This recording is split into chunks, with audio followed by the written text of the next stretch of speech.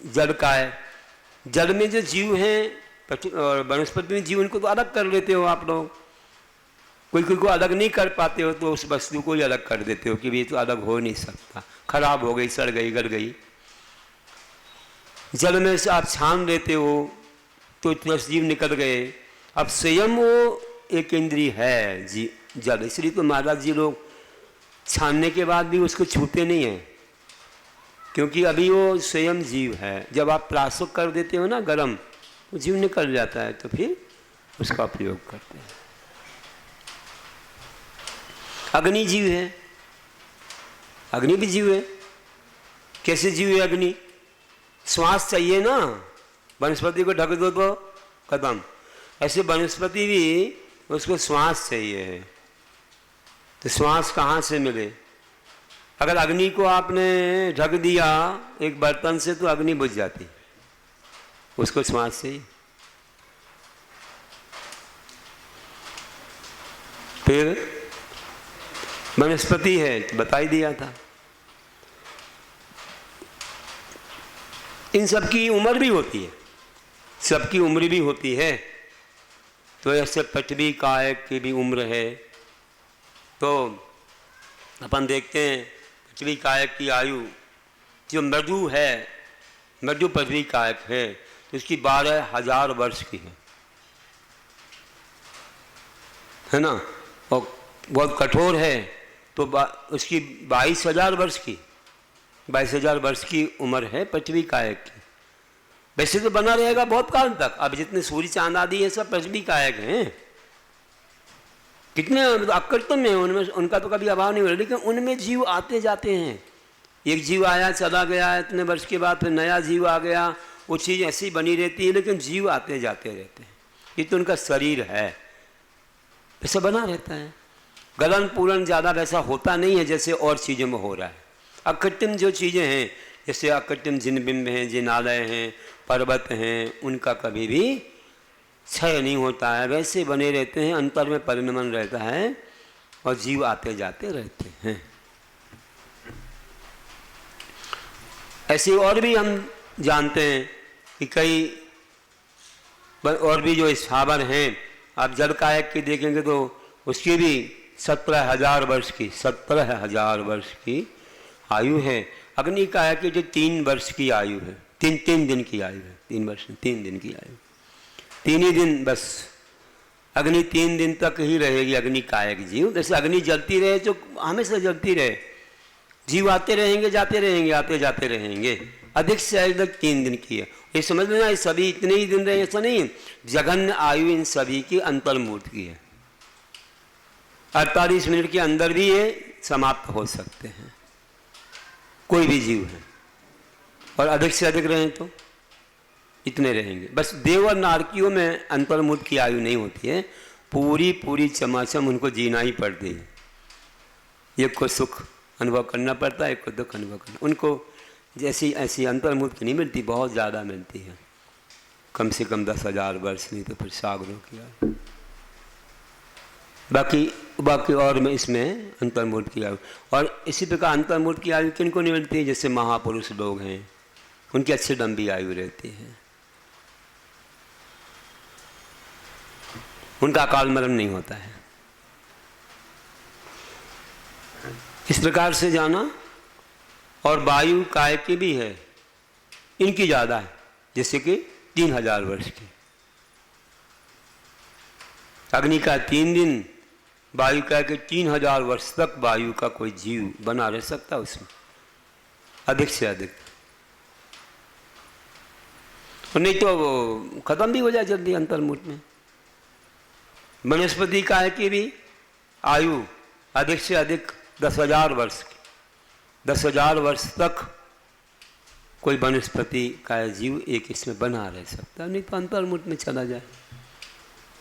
अब हम 2 इंद्रिय आदि जीव भी हैं, तो 2 इंद्रिय जीव हैं तो एकदम 2 प्राण बढ़ जाते हैं उनके, है ना, रसना और एक बल, वचन बल, तो 6 प्राण हो जाते, 4 की 6 हो गए। इनकी भी आयु है, कोई भी है 2 इंद्रिय जीव। जैसे कौन आते हैं इसमें? शंख है, सीप है, केंचुआ, लट, रुनी, ये सब बिना पैर वाले जो हैं छोटे छोटे, ये जीव दो इंद्रिय जीव कहलाते हैं। ये जो आटे वगैरह में हो जाते हैं ना, ज़्यादा दिन का आटा हो गया, अभी 3 दिन की मर्यादा, उसके बाद उसमें जीव हो जाएंगे, तो वे दो इंद्रिय जीव कहलाते हैं। अभी केंचुआ वगैरह हो जाते हैं, शंख है, सीप वगैरह हैं। तो कुछ जीव तो बहुत थोड़ी ही काल रहते हैं, कुछ जीवों की बहुत उम्र है, मतलब इनकी उम्र 12 वर्ष तक की उम्र है, 12 वर्ष तक रह सकते हैं दो इंद्रिय जीव, अधिक से अधिक। और 3 इंद्रिय जीव हैं, जैसे कि आप देखो खटमल है, चींटी है, चीटा है ना, बिच्छू है, ये सब 3 इंद्रिय जीव हैं। इनकी उम्र 49 दिन, इतनी 49 दिन की, अधिक से अधिक, और नहीं तो अंतर्मुख में मर जाए। इससे ज़्यादा नहीं चलेंगे, इतने ही चलेंगे बस, फिर दूसरी उत्पत्ति होती रहेगी। अधिक से अधिक इतनी उम्र है इनकी। और 4 इंद्रिय की चलो, जैसे मक्खी है, भ्रमर हैं, पतंगे हैं, लाइट के कीड़े हैं, सबसे ज़्यादा उम्र इनकी कम होती है लाइट के बगैर, बहुत जल्दी समाप्त हो जाते हैं, 1-2 रात में ही चले गए, बहुत नाजुक रहते हैं। वहीं समूर्छन है सब, वहीं उत्पत्ति होती है, जल्दी मर जाते हैं। तो इनकी, और ज़्यादा अगर अच्छे कोई जीव हैं, जैसे मानो ये मधुमक्खी वगैरह है, तो इनको थोड़ा ज़्यादा शक्ति रहती है, छत्ते वगैरह बनाते हैं, तो 6 महीने है इनकी उम्र, इससे ज़्यादा नहीं, 6 महीने बस। इसके बाद तो दूसरे आ जाएंगे, भी चले जाएंगे, इतनी। इस प्रकार से देखो, जबकि शंख की इतनी ज़्यादा उम्र है और इनकी इतनी छोटी सी उम्र है। ये मतलब नहीं कि कम इंद्रिय है तो उनकी उम्र कम होगी, ऐसा हिसाब किताब नहीं है, अलग ही है सब। 2 इंद्रिय के 12 वर्ष है तो इनकी 6 महीने, कहीं 49 दिन ऐसे।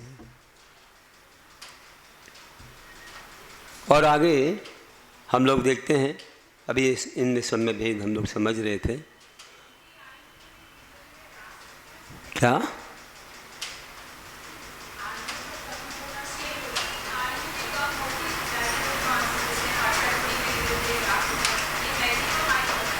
हाँ ना, तो मैंने कहा अंतर्मुख की जगन और बीच की अनेक प्रकार की, अधिक से अधिक की आयु है। नहीं, इनमें तो यही है, इनमें जो मनुष्य त्रियंचों में होता है। हाँ, मनुष्य त्रियंचों में जैसे वो अपन उसर्पणी, ये समझो कि हाँ यही है उसर्पणी, अवसर्पणी, उसर्पणी में बढ़ती है और उसर्पणी घटती है, आयु उच्छेद आदि। उच्छेद आदि में तो अंतर आता है, देखिए आयु में जो है ना इन जीवों की लगभग वही है, लेकिन बड़े बड़े त्रियंचों में 3 पल, 2 पल, 1 पल, और कर्मभूमि के जो मनुष्यों की चौथे काल में पूर्व कोटि की आयु होती है। पंचम काल में अधिक से अधिक 120 वर्ष की आयु है, फिर अंत में 20 वर्ष की रहेगी, छठे काल में से 20 वर्ष की रहेगी, और फिर धीरे धीरे बढ़ेगी आगे। हाँ, वो तो उतनी ही रहेगी, उसमें कुछ नहीं। हाँ, कहते हैं द्विन्द्रियादयस्थिता, द्विन्द्रियादयस्तसाहा। हाँ, द्विन्द्रियादया, द्विन्द्रिय, त्रिन्द्रिय, चतुर्न्द्रिय और पंचेन्द्रिय जीव, त्वसाह मतलब त्वस जीव कहलाते हैं। इनकी त्वस नाम संज्ञा है। पंचेन्द्रियाणी, इंद्रियां 5 होती हैं, स्पर्शन, रसना, घ्राण, चक्षु, आगे बता देंगे। द्विविधानी, वे 2 प्रकार की होती है, द्रव्येंद्रिय और भावेंद्रिय। निवृत्त उपकरणे द्रव्येंद्रियम, निवृत्ति उपकरण के भेद से द्रव्येंद्रिय 2 प्रकार की है। देखिए इसमें भी बाह्य निवृत्ति, अभ्यंतर निवृत्ति आदि आदि ऐसे भेद हो जाते हैं। तो ऐसे उपकरण में भी भेद होते हैं। तो देखिए कि नाम कर्म की वजह से होने वाली रचना विशेष को निवृत्ति कहते हैं, और निवृत्ति के जो भेद अभ्यंतर और बाह्य निवृत्ति।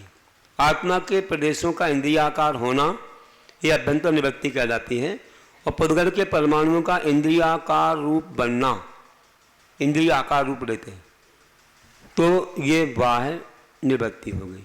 और उपकरण में भी निवृत्ति के सहायक जो उपकरण हैं, निवृत्ति सहायक को उपकरण कहते हैं।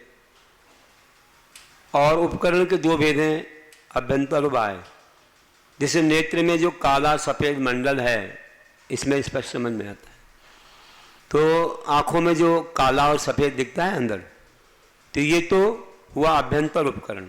और बाह्य उपकरण क्या है? जो अपनी ये पलकें हैं और जो भौएँ हैं, ये क्या है? ये बाह्य उपकरण है। ये अंदर की रक्षा करते हैं। अंदर उपकरण की रक्षा करने वाली ये बाह्य चीज है। अब आगे कहते हैं भावेंद्रिय, लब्धोपयोगो भावेंद्रियम।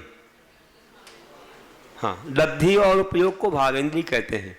ज्ञानावरण कर्म के क्षयोपशम विशेष को लब्धि कहते हैं। अगर क्षयोपशम हुआ हो तो ही इंद्रिय काम करेगी। देवेंद्रिय है लेकिन अंदर का अगर क्षयोपशम नहीं है, भावेंद्रिय नहीं है, तो आंखें होते हुए भी नहीं दिखता है, कान होते भी नहीं सुनाई देता है, तो ये अंदर में काम करते हैं। तो ज्ञानावरण कर्म का क्षयोपशम विशेष वह लब्धि है। लब्धि के निमित्त से आत्मा का जो परिणमन होता है उसे उपयोग कहते हैं। अच्छा, सब कुछ मिल गया, इंद्रिय मिल गई, लब्धि मिल गई, तो फिर उपयोग कहीं और चला गया तो उपयोग जुटना चाहिए ना। जैसे महाराज जी को अंतराय आ गया, दिया तो आपने ही है, आँख मीच के थोड़ी दिया है, आँख मीच कर नहीं दिया, मतलब दे रहे थे, देख कर दे रहे थे, लेकिन उपयोग कहीं और चला गया। उपयोग कहीं और चला गया तो देख लो काम नहीं बन पाया। तो ये है भावेंद्री काम नहीं कर पाई, तो उपयोग भी लगना चाहिए।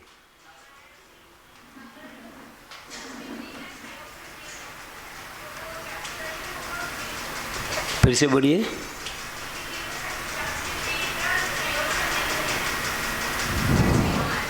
हाँ, नहीं, आंखें नहीं है। हाँ हाँ हाँ, नहीं होगा। नहीं, अभी मतलब क्या है कि उसको दिख नहीं रहा है, तो चक्षु दर्शन वैसे तो कहो उसको कुछ इंद्रिय वगैरह बनी हैं, लेकिन चक्षु दर्शन तो तभी होगा जब चक्षु काम करेंगे। काम नहीं करेंगे तो कैसे? इंद्रियावरण कर्म का कुछ उसके लिए रहा है, कोई चीज़, आकार तो बन गया, सब बन गया, लेकिन कुछ और चीज़ अभी बाकी रह गई। जैसे कि उसके उपकरण ठीक नहीं है। क्या ठीक नहीं है इसको जानना पड़ेगा। अब कौन जान सकता? कोई प्रत्यक्ष ज्ञानी जाने कि क्या जाने। बाकी उसको वैसे तो पंचेंद्रिय नाम कर्म का सब मिला है, क्योंकि उसके बिना तो ये बनेगा नहीं, है ना। पंचेंद्रिय जी बनेगा नहीं, वो सब मिला था। लेकिन और कौन सी चीज़ की कमी है उसको? किसी इंद्रियां नहीं बन पाती, किसी के लिए उसका जो है ना भावेंद्रिय नहीं हो पाती है, इनमें कुछ ना कुछ कमी रह जाती है, इसलिए नहीं होता। जब पूरी सब चीज़ मिलेगी तो ही चक्षु दर्शन होगा। दिखना ही चक्षु दर्शन है। ये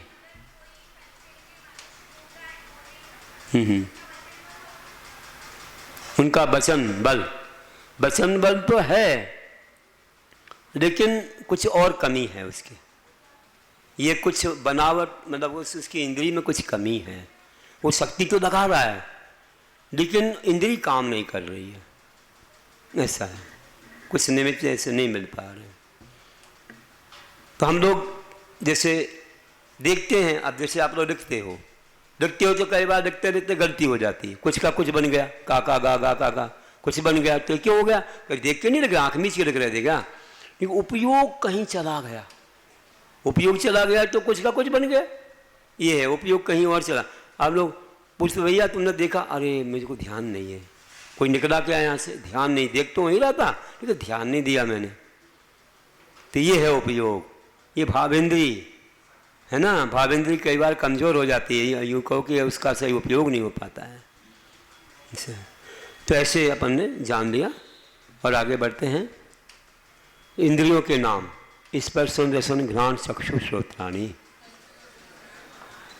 स्पर्शन, ये जो अपन चमड़ी बोलते हैं, त्वचा, रसना है ना, जीव, और घ्राण है, नाक है, चक्षु है, आँख है, और श्रोत्र मतलब कर्ण, कान है।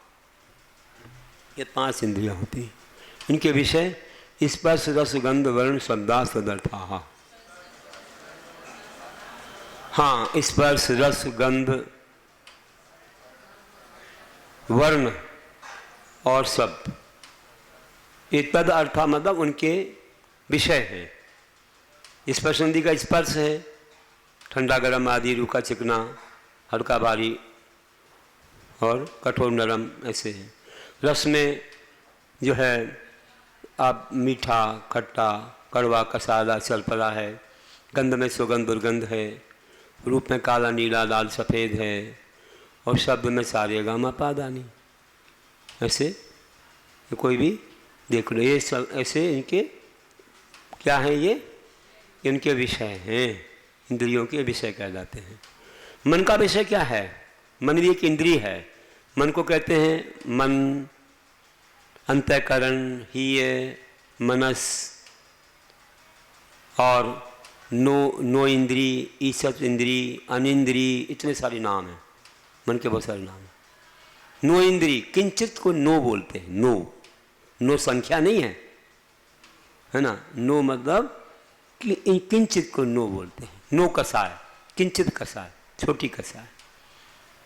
तो ऐसे बृहस्पति अभी है, क्योंकि ये नो इंद्री मतलब मन, जबकि बहुत काम करता है मन, बहुत बड़ा है, लेकिन देखने में नहीं आता। एक आचार्य की अपेक्षा से अष्ट पाखुड़ी के रूप में है हृदय में। और एक आचार्य कहते हैं, कोई कहते हैं कि वह सब जगह है, जहाँ जानने की इच्छा होती, जहाँ संबंधी, जहाँ पर हमें जानना है, जिस क्षेत्र में जहाँ हम छू रहे हैं, जहाँ संबंधी, वहाँ मन की रचना होती है, काम हुआ बिखर जाता है। ऐसा भी है। अब कौन सा क्या है ये तो भगवान जाने, लेकिन मन के बारे में ऐसा मिलता है। सर्वार सिद्धि में देखिए, राजवार्तिक में तो अस्थिर मन है, वो स्थिर नहीं है। और जब गौमठ साथ पढ़ते हैं तो जीवकांड, तो वहाँ पर अष्टकमल का बताया है, वो मत है। चलिए, लेकिन देखने में आता नहीं, किसी ने आज तक पकड़ा नहीं इसको। तो इसका क्या विषय है? तो कहते हैं श्रुत मनिंद्रियश है। अनिंद्रियश मतलब मन का विषय श्रुत जो को ज्ञान गोचर पदार्थ है, इस प्रकार जान लीजिए, आगम है। फिर कहते हैं किस किस की कितनी इंद्रिय होती हैं? वनस्पत्यंतानाम एकम। हाँ, वनस्पति है अंत में जिसके, ऐसे पृथ्वी कायक, जल कायक, अग्नि कायक, वायु कायक और वनस्पतक जीवों के एक स्पर्श इंद्रिय मात्र होती है।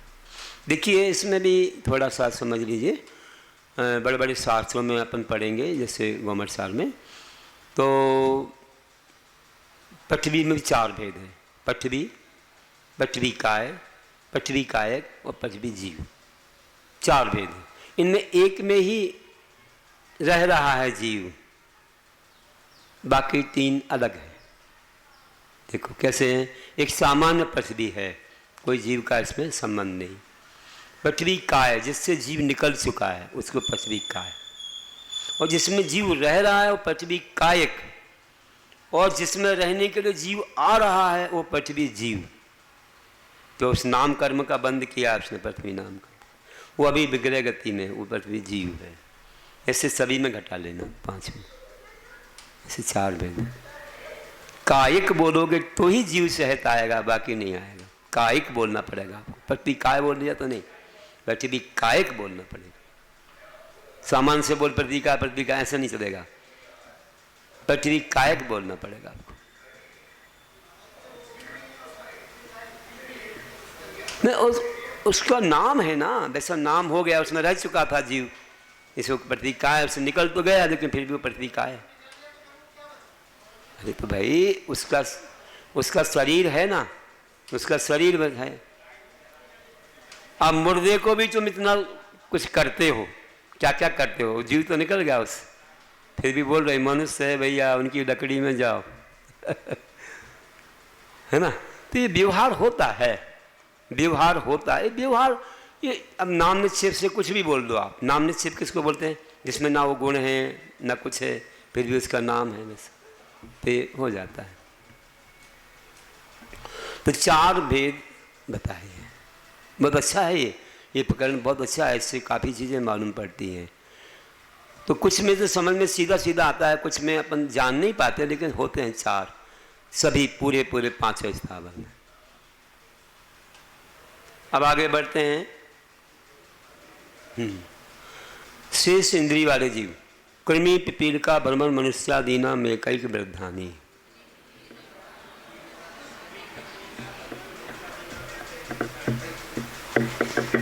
और प्राणों के बारे में समझ गए थे ना अपन लोग। चलिए, तो कृमि, तो लठ को कृमि बोलते हैं, पिपीलिका चींटी है, तो आदि लगा देंगे हम लोग, लट आदि, चींटी आदि, भ्रमर भौरा आदि, मनुष्य आदि नहीं, मनुष्य आदि। अब यहाँ तरह और अलग से और कथन नहीं किया, आदि से ले लेना, मनुष्य, देव, नारकी, है ना, ये सभी एक एक इंद्रिय में ज़्यादा होती है। कृमि में 2 हो गई, चींटी में 3 हो गई, चींटी आदि में 3 हो गई, भौरा आदि में 4 हो गई, और मनुष्य आदि में 5 इंद्रियां होती हैं।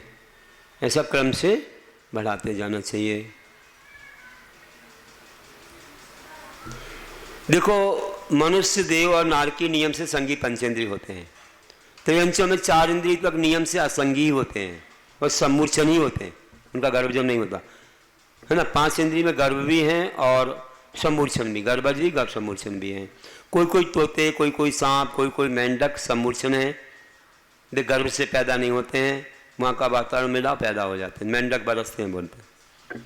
और कोई जीव जो हैं गर्भज होते हैं, है ना। बड़े बड़े त्रियंच गर्भज हैं, जैसे गाय भैंस वगैरह हैं, सब गर्भज हैं। ये है। मनुष्य में भी एक सम्मूर्छन मनुष्य होते हैं जो गुप्तांगों में होते हैं, भी सम्मूर्छन होते हैं, उनको वो देखने में तो आते नहीं, अंतर्मूर्त में।